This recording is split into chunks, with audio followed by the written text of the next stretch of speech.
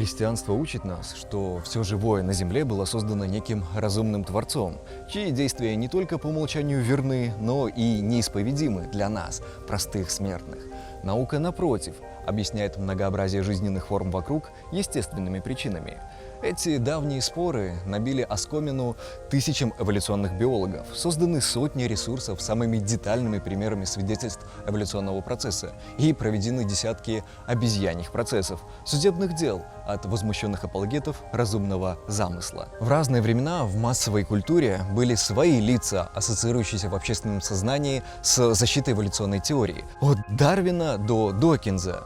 И если Дарвин умер 136 лет тому назад, то Докинзу в 2018-м 77 лет. А учитывая, что средняя продолжительность жизни Великобритании для мужчины как раз и составляет 77 лет, у нас есть повод задуматься. А что если все живое и впрямь создало некое божество? Что сказал бы Дарвин или любой эволюционный биолог, представ перед таким божеством?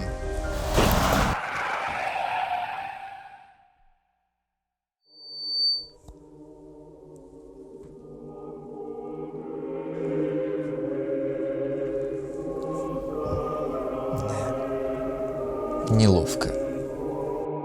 Тебе выпал уникальный шанс. Прежде чем отправить тебя в гиену огненную, к другим безбожникам, я отвечу на любые 11 твоих вопросов. Почему 11? Потому что, сын мой, у тебя их осталось уже 10! Ага, ну тогда мне интересно, а зачем в природе такое большое разнообразие очень странных и откровенно садистских форм полового размножения? Зачем было создавать беспозвоночных гермафродитов, которые в момент соития пытаются откусить друг другу пенисы? Некоторые плоские черви вообще занимаются тем, что фехтуют на членах. А ты видел, как размножаются брюхоногие моллюски? Они вообще протыкают друг друга известковыми иглами. БДСМ какой-то? Один вопрос. Зачем? Слушай, во времена Ноя не было пресвятого порнхаба, а развлекаться как-то нужно было. Посмотрел бы я на тебя после плавания с женой, с которой больше 5 веков в браке. Оу, ладненько. Другой вопрос.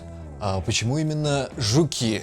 Жуки? Ну, на Земле же описаны 400 тысяч видов жесткокрылых насекомых. Четверть от всех известных нам представителей животного царства. Если сравнивать с млекопитающими, которых и 6000 не наберется, то можно прийти к выводу, что твой отец был гораздо более продуктивен в 5-й день творения, нежели 6-й. С чего мы вообще взяли, что Земля — это планета людей? Если бы ее исследовал независимый наблюдатель, то он бы пришел к выводу о доминировании жизненных форм жуков, а не людей. Чем объясняется такая любовь твоего отца к энтомологии? Просто это планета жуков! Я бы на твоем месте переходил к вопросам о собственной жизни. Вы же любите спрашивать о себе? Ну, о себе так о себе. Знаешь, мои зубы мудрости прорезались, когда мне было 20. Мне повезло, ведь на моих челюстях нашлось достаточно места для того, чтобы там стали 8.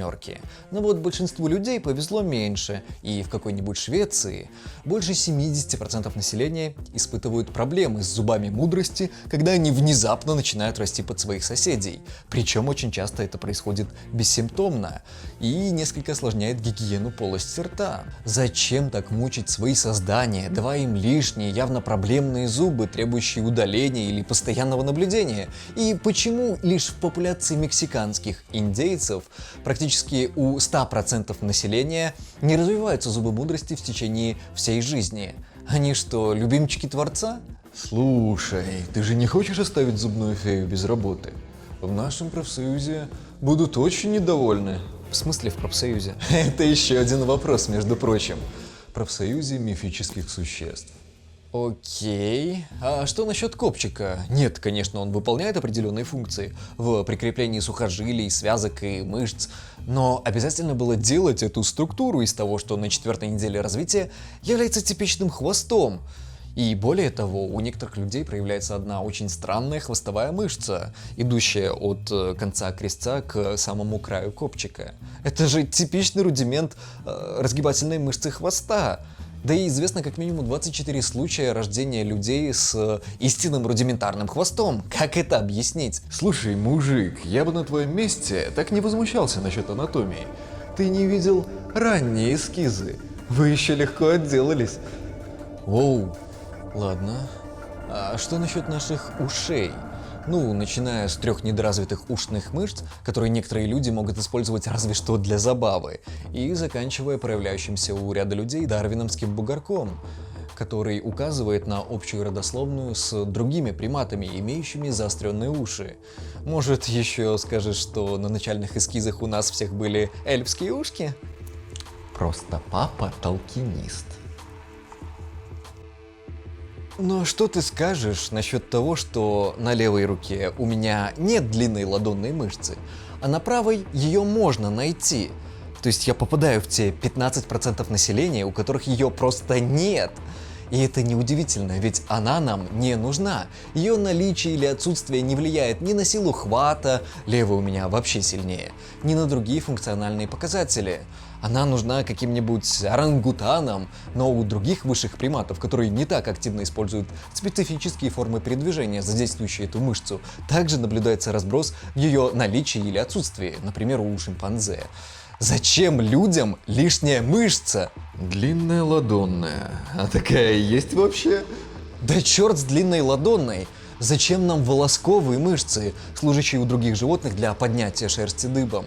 Ведь у нас-то волосяной покров редуцирован, так что ни терморегуляцией, ни визуальным укрупнением для защиты и устрашения нельзя объяснить эту гусиную кожу. Я с детства, как только понял, что могу вызывать гусиную кожу волевым усилием, задаюсь вопросом, а зачем нам пиломоторный рефлекс? Наследство. Вначале ведь батя пытался ощипать ангела. Ты что, не знал? Знали бы наши теологи. Ладно, а как объяснить икоту? Ведь так много вещей указывает на то, что это непроизвольное действие досталось нам от амфибий.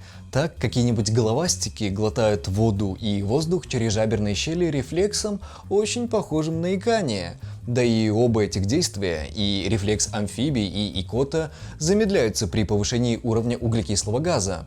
Кроме того, эти оба действия останавливаются одними и теми же препаратами, что также свидетельство наследия амфибий. Как объяснить эти подозрительные сходства, если мы продукт разумного замысла? Слушай, это был 6-й день. Папа устал. Дыхательную систему надо было придумывать вот сейчас. А там, как назло, этот блуждающий нерв. В общем, проще было скопировать. Не смотри на меня так. У тебя когда-нибудь бывали дедлайны? Ладно, не смотрю. К слову о взгляде. Наши глаза.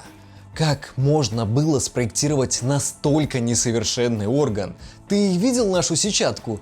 Как будто взяли матрицу цифровой камеры и вывернули наизнанку. Кто в здравом уме будет располагать сосуды и нервы поверх светочувствительных клеток, чтобы они мешали прохождению света, видимо? Так мало того, что мешали, еще и собираясь в один зрительный нерв, проходили насквозь сетчатки, создавая в нашем поле зрения слепое пятно или слепую зону. Черт, да даже у головоногих моллюсков каких-нибудь глаза более совершенно устроены. Может, еще скажешь, что прототипом осьминожек были ктулху? Если бы не косяк твоего бати при проектировании, можно было бы избежать стольких аварий. Может быть, и меня не сбила бы та машина. Какой же ты нудный. Лучше бы ответы детей из Африки почитал. Они и то повеселее будут.